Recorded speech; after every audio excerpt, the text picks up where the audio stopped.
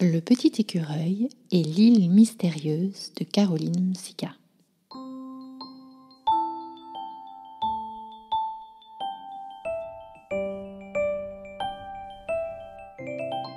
Je vais te raconter une nouvelle histoire de Chouki le petit écureuil. C'est le moment de prendre ton doudou et une couverture et de t'installer confortablement. Ça y est ? Tu es bien installé ? Alors, je vais commencer mon histoire.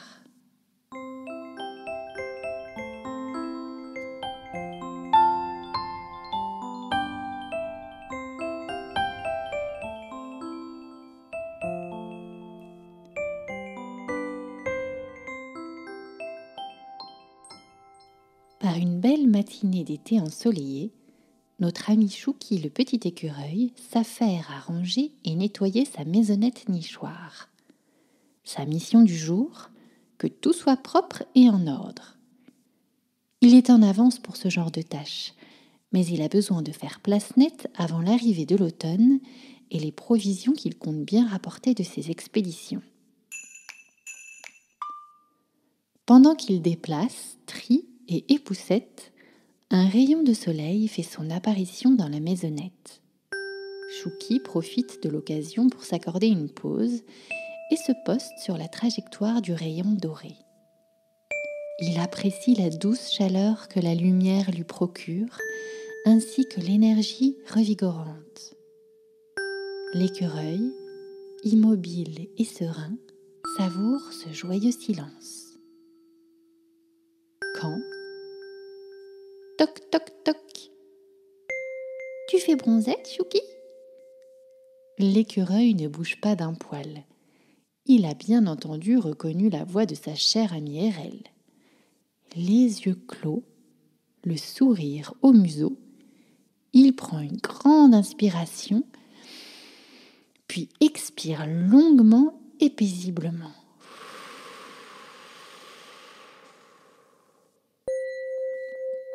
Lorsqu'il ouvre les yeux, son amie est en train de souffler des fils de soie sur le rideau qu'elle lui avait patiemment confectionné lors de son emménagement dans le nichoir. Il y avait quelques trous. C'est mieux comme ça, tu ne trouves pas ? Merci Erel, parfait, c'est très gentil de ta part. Comment se fait-il qu'il y ait tant de désordre chez toi, Chouki ? C'est parce que je suis en train de faire un grand rangement, répond l'écureuil. Ah bon ? Mais c'est pire qu'avant, s'exclame Erel. Mais c'est toujours comme ça les grands rangements. Le grand chamboulement avant l'état de grâce. Ah, tu en as encore pour un moment, dit Erel en fronçant les sourcils. Et je crois que l'état de grâce va devoir attendre, Chouki, car il faut absolument que tu viennes avec moi. J'ai quelque chose à te montrer. Que se passe-t-il ? Demande l'écureuil intrigué. Suis-moi. Tu vas voir, tu ne vas pas le regretter. J'ai trouvé quelque chose de fantastique. Où ça ? À la mer.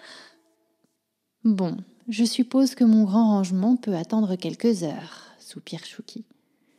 Celui-ci est bien trop curieux pour rejeter une telle proposition. Allez, viens, Chouki.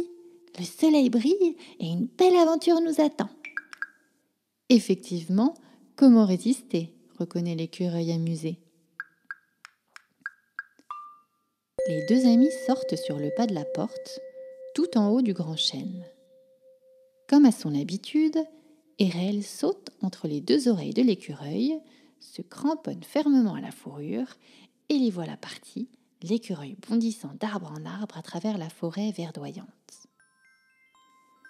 Lorsqu'ils arrivent à la plage, Erel indique la direction à prendre. « C'est par là !» dit-elle en pointant de sa patte les rochers en quinconce qui forment une brèche dans la mer. Chouki s'élance, impatient de savoir ce qui se cache derrière tant de mystères. « Mais je ne vois rien. Qu'y a-t-il de spécial à cet endroit ?» demande Chouki qui s'est perché sur un gros rocher couvert de patelles. « Attends, tu vas voir. C'est juste là, bien à l'abri des regards. » Erel disparaît dans le creux sombre que forment deux rochers juxtaposés. Chouki la suit, intrigué. Waouh! S'exclame Chouki. Mais on dirait un bateau en modèle réduit. Oui, c'est ça, un bateau aux dimensions parfaites. En effet, à peine éclairé par le soleil qui se glisse péniblement entre les rochers, un bateau de toute petite taille gît sur le sable frais et humide. Comment est-il arrivé là? Je n'en ai jamais vu de tel, observe Chouki. Les mystères de la mer, dit Erel méditative. Crois-tu qu'il flotte? Il n'y a qu'un moyen de le savoir, s'exclame Erel. Mettons-le à l'eau. Tous deux se placent à l'arrière du bateau et le poussent de toute leur force.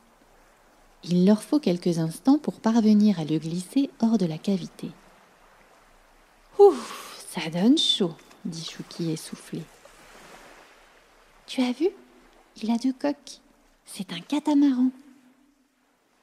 On pourrait croire qu'il a été fait pour nous, parfaitement adapté à notre taille. Voyons maintenant si tu flottes, petit bateau, dit Chouki en le poussant vers la mer.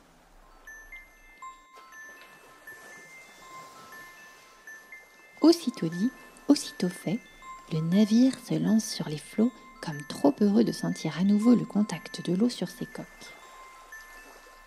En parfait état de marche, se réjouissent Chouki et Erel. Tout à coup, une ombre légère se dépose sur le sable. Les 2 amis lèvent les yeux vers le ciel. C'est Titus, la tourterelle. Chouki et Erel l'avaient rencontré lors d'une précédente aventure. Bonjour les copains, il est beau votre bateau. Allez-vous prendre la mer? Bonjour Titus. À vrai dire, on n'y connaît rien en bateau. Sais-tu comment naviguer? J'ai quelques notions. À force d'avoir observé les humains, j'ai retenu quelques trucs. Où voulez-vous aller? On pourrait se rendre sur l'île que l'on voit là-bas au loin, propose Erel. Qu'en dis-tu, Chouki? Ce serait super chouette, n'est-ce pas? Quelle bonne idée! Je me suis toujours demandé ce qu'il y avait sur cette île. Mais d'un autre côté, j'ai quand même un peu peur. Et si le bateau coule? Tu ne sais pas nager, Chouki? Si, mais... Alors, il n'y a qu'une façon de savoir si l'on est capable de naviguer. C'est d'essayer. Et puis, Titus va nous aider. Tu n'as peur de rien, toi, s'exclame Chouki admiratif. Oh, mais si j'ai peur, rétorque cette dernière. Par contre, je préfère choisir de ne pas écouter cette peur, car si je la laisse faire, elle va m'empêcher de grimper sur ce magnifique catamaran et certainement me faire rater une balade incroyable. Tu as raison, Erel. Peur, je te remercie pour la mise en garde, mais je te laisse dans ce tout petit coin de ma tête. Embarquons sans plus attendre. Bien dit. Les peurs ont vite fait de prendre toute la place, observe Erel. Les 2 compagnons prennent de l'élan et sautent dans la petite embarcation. Chouki borde la grande voile et attrape la barre sous les conseils de Titus. Erel grimpe le long du mât. « La voie est libre !» crie-t-elle à tue-tête. « C'est parti pour l'aventure !» s'époumonne Chouki rempli d'une joie débordante. Le vent gonfle la voile blanche et le navire se met à avancer sous le soleil resplendissant en direction de l'île. Les 2 amis s'amusent à regarder la côte rétrécir. À cette distance, la forêt n'est plus qu'une tache bleutée qui se dissout dans le ciel. La plage s'étire tel un spaghetti géant. Les maisons encore visibles sont réduites à de minuscules formes géométriques. C'est amusant. Vu d'ici, les choses ont l'air si différentes, s'étonne Chouki. Erel acquiesce en souriant. Titus explique patiemment à ses 2 compagnons les rudiments de navigation. Arrivés en pleine mer, les 3 amis décident de s'étendre sur le trampoline du catamaran. Ils profitent du bercement pour faire une petite pause relaxante. L'air est chaud le vent agréable et le clapotis de l'eau agit comme une douce mélodie. Il somnole par intermittence. Qu'on est bien! Je crois que c'est le meilleur endroit du monde. Que pensez-vous qu'il y ait sur l'île? Peut-être des animaux que l'on n'a jamais vus? Comme des oiseaux sans plumes, par exemple, demande Titus. Ça existe déjà, les chauves-souris, répond Chouki. C'est vrai, bien que techniquement, ce ne sont pas des oiseaux mais des chiroptères, le corrige Erel. Et si on découvrait des écureuils à 8 pattes, comme les araignées? Si j'avais toutes ces pattes, je serais encore plus agile, s'imagine Chouki. Les amis, il est temps pour moi de vous quitter, leur annonce Titus. J'ai un cours de vol acrobatique et je ne veux pas être en retard. Bon séjour sur l'île. Au revoir, Titus. Merci beaucoup pour les conseils. À très bientôt. Regarde, Chouki. On se rapproche de l'île. Elle n'est plus si petite à présent. En effet, à mesure qu'ils avancent, l'île s'agrandit et les détails auparavant invisibles deviennent de plus en plus nombreux. Ils remarquent notamment que l'île est composée de collines aux couleurs acidulées. Chaque colline a une couleur bien définie. Bleu, violet, rouge, orange, indigo, jaune, vert. Une délicieuse odeur sucrée parvient jusqu'à eux. Les amis trépignent d'impatience de pouvoir découvrir ces merveilles. Ils atteignent finalement les eaux peu profondes et limpides qui caressent la plage de leurs petites vagues délicates et brillantes. L'eau est si claire que l'on aperçoit les poissons qui s'affairent dans un ballet incessant d'arabesques vibrantes. Chouki et Erel descendent de la petite embarcation et la tirent tant bien que mal jusque sur le sable. Par précaution, ils prennent soin de l'attacher à un rocher, car dans les environs, les marées sont assez fortes. Ils se dirigent ensuite vers la première colline, celle qui vibre d'une magnifique couleur jaune. Ce sont les œillets d'Inde, les échinacées, les fleurs de Tanésie et les millepertuis qui lui donnent cette couleur incroyable. Chouki et Erel avancent calmement, observant la multitude d'abeilles et de papillons qui butinent avec frénésie comme étourdis par une si grande offre de choix. Les chants d'oiseaux fusent de toutes parts et se mêlent au son du vent et de la mer. Une fois en haut de la colline, ils aperçoivent un gros rocher en forme de table sur lequel repose une petite boîte dorée. Chouki et Erel, très intrigués, ouvrent la boîte. À l'intérieur se trouve un caillou doré. Il est accompagné d'un message. Chouki lit tout haut l'écriture fine aux jolies arabesques. Il y en a d'autres. Suivez-les. Regarde sur le sol, Chouki. Une longue ligne de cailloux dorés, s'exclame Erel. Je me demande bien qui a écrit ce message, dit Chouki pensif. Mais Erel est déjà loin devant. Attends-moi, Erel, j'arrive. Ils redescendent la colline jaune et arrivent au pied de la colline verte. Les cailloux s'arrêtent là, s'étonne Erel. Oui, mais regarde, ils sont disposés de façon à former une flèche, comme pour nous indiquer de monter sur la deuxième colline. Tu as raison, allons-y. La colline verte est constituée de buissons épais recouverts de petits fruits aux teintes diverses. Chouki n'en a jamais vu de pareil. Il renifle l'un d'entre eux et fait appel à son instinct. « Ils ont l'air comestibles », dit-il en croquant dedans. Un délice. Tu devrais goûter, Erel. Un goût de caramel et de chocolat. » Tous deux se délectent des baies sucrées et parfumées. Ils se remettent en route, l'estomac plein, prêts à continuer l'expédition. Lorsqu'ils arrivent en haut de la colline verte, une nouvelle boîte les attend sur le rocher en forme de table. « Ouvre-la, Chouki !»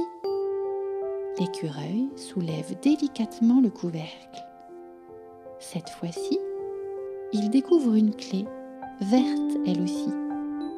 Le petit message qui l'accompagne indique cette fois « Je n'ouvre pas les portes, j'ouvre les cœurs, garde-moi tout près de toi. » Mais qu'est-ce que ça signifie ? C'est très mystérieux, dit Erel intriguée. Oh, regarde, de nouveau les cailloux dorés. Suivons-les. Les deux amis se remettent en marche. Les cailloux les mènent à la colline rouge. Celle-ci est recouverte de coquelicots vermeils. Il y en a de tout petits et des gigantesques. Chouki et Erel se frayent un chemin à travers les longues tiges graciles. Les pétales soyeux sont comme de douces caresses. Une fois en haut de la colline, Erel s'exclame « Regarde, Chouki, une nouvelle boîte !» À l'intérieur, un long rouleau de papier. Il est recouvert de chiffres et de dessins. C'est un plan de construction. Et là, le message, ajoute Erel qui lit à haute voix. Construis-moi. C'est un plan pour réaliser un deltaplane à partir des pétales de coquelicot. Oh, génial! Je vais essayer, se réjouit Chouki. Aussitôt dit, ils se mettent à l'ouvrage. Au bout d'une heure, les deux amis peuvent être fiers de leur réalisation. Un magnifique deltaplane aux ailes flamboyantes et délicates repose sur le sol. Après le bateau, le deltaplane. Quelle journée incroyable, n'est-ce pas, Chouki ? Oui, inoubliable. Tous deux s'accrochent solidement à l'engin. Ils prennent de l'élan et s'envolent du haut de la colline. Waouh ! Vu du haut, les têtes de coquelicots forment une mer mouvante et chatoyante. Oh, et regarde, on peut voir les flèches de cailloux dorés tout en bas. Là-bas, une colline orange, direction le sommet. Le deltaplane atterrit aussi délicatement qu'une plume sur un lit de capucines. Autour d'eux, il y a aussi des ignas et des calendulas qui balancent délicatement leurs corolles au vent sous le soleil chaud et doré. Chouki et Erel rejoignent la table de pierre sur laquelle trône une boîte orange. Que va-t-elle bien contenir cette fois ? Se demande-t-il. À l'intérieur, un petit sac en tissu contenant des graines. Sur le message, les deux amis lisent « Plantez-nous, les capucines se dégustent, les calendulas soignent les bobos et les ignas feront venir les papillons dans ton jardin. » Quel joli trésor! On va les planter dans la clairière où se trouve la cabane en bois. Quelle bonne idée!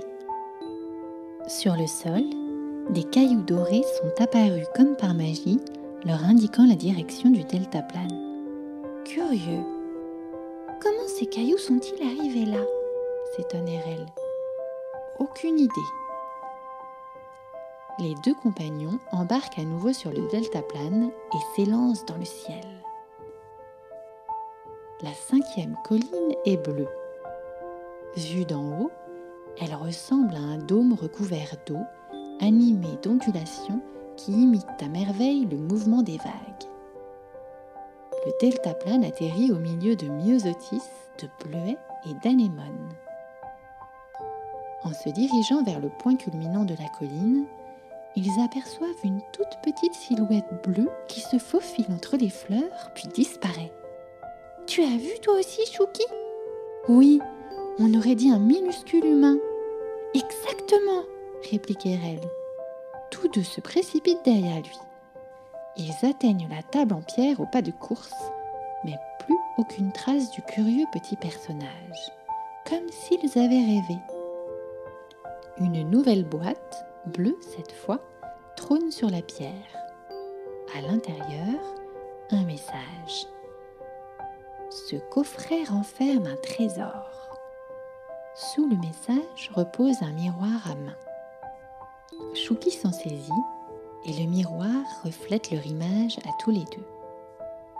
« Il est très joli, mais ce n'est qu'un miroir ordinaire !» s'exclamèrent-elles.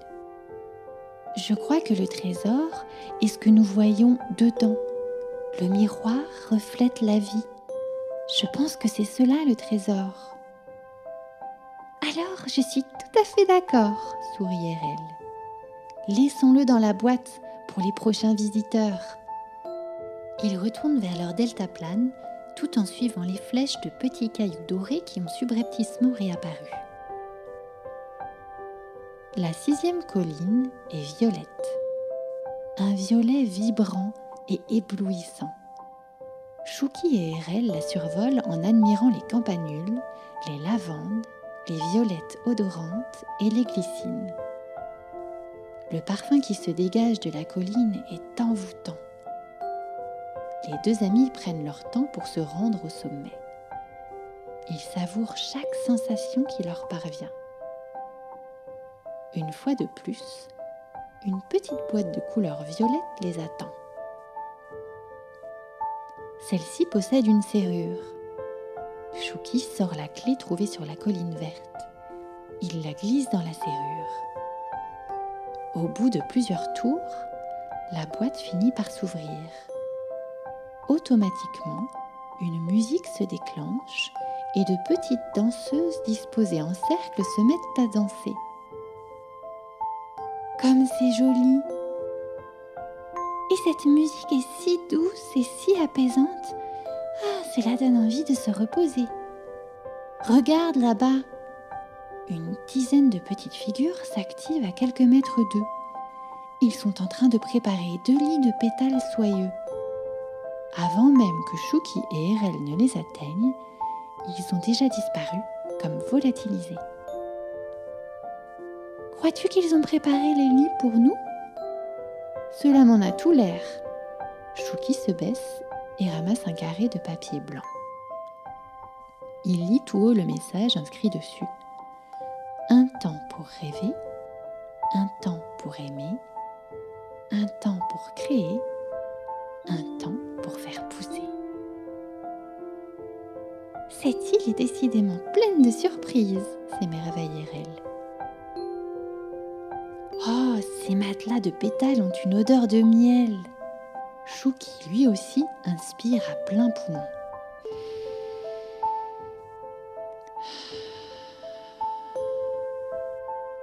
Deux bols de myrtilles sont disposés de part et d'autre de leur lit improvisé. Ils s'en délectent, puis Chouki se met à bâiller. Je suis prêt pour un bon petit somme maintenant. Tous deux s'allongent sur les lits les plus confortables du monde. Qu'on est bien! Peu à peu, la lumière diminue et le ciel se teint de diverses nuances de rose et de mauve. Oh, regarde Chouki dans le ciel, c'est la grande ours. Moi, je vois la petite ours. Tous deux admirent les constellations qui scintillent et s'amusent à les nommer. Cassiopée, Scorpion, Sagittaire, Centaure, le triangle d'été avec les 3 étoiles, Véga, Altaïr et Deneb, appartenant aux constellations de la Lyre, de l'Aigle et du Cygne, la couronne d'Ariane, Hercule. Ils finissent par s'endormir, bercés par la musique et les parfums.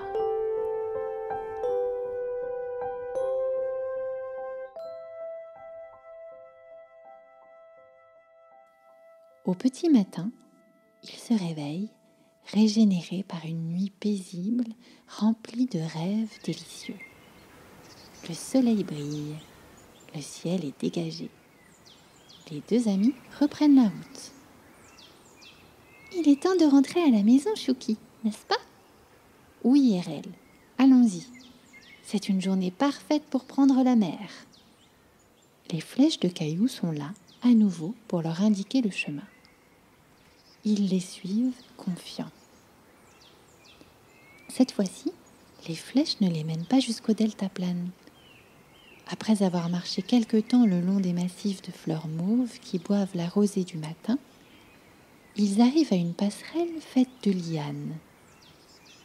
Sous la passerelle coule une rivière aux eaux limpides et brillantes. De part et d'autre des berges, Chouki et Erel distinguent de menues maisonnettes ainsi que les minuscules créatures qui les saluent. « Merci beaucoup pour cette belle aventure !» crient Chouki et Erel. Au loin se dresse une colline entièrement blanche. Elle est éblouissante. Gypsophile, jasmin, fleur de lys, marguerite, chaque pétale reflète la lumière du soleil. Chouki et Erel se mettent à courir vers la colline, attirés par elle comme des papillons vers le nectar des fleurs. Sur la colline blanche règne un sentiment de sérénité incroyable, presque palpable. Les deux amis ont l'impression de respirer et de se mouvoir dans un bonheur absolu. Cela leur donne envie de sourire et de rire, sans aucune autre raison précise que celle d'exister.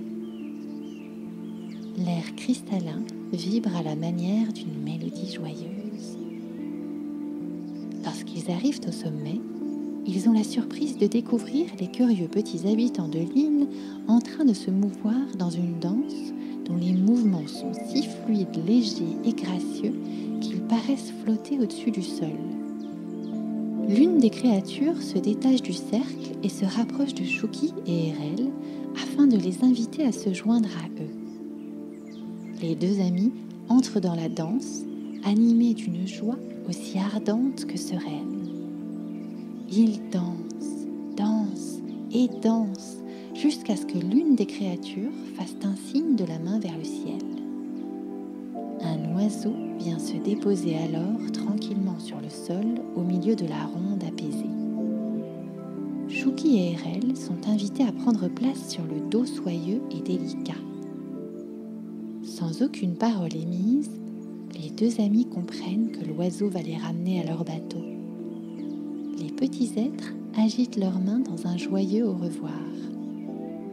L'un d'entre eux se détache du groupe et vient offrir un dernier cadeau aux deux amis. Un cahier à la couverture décorée de fleurs multicolores. L'intérieur est blanc, prêt à accueillir de belles histoires. Chouki et Erel remercient chaleureusement les petits êtres magiques et s'envolent vers leur bateau qui les attend sur le sable chaud, prêt pour une nouvelle traversée.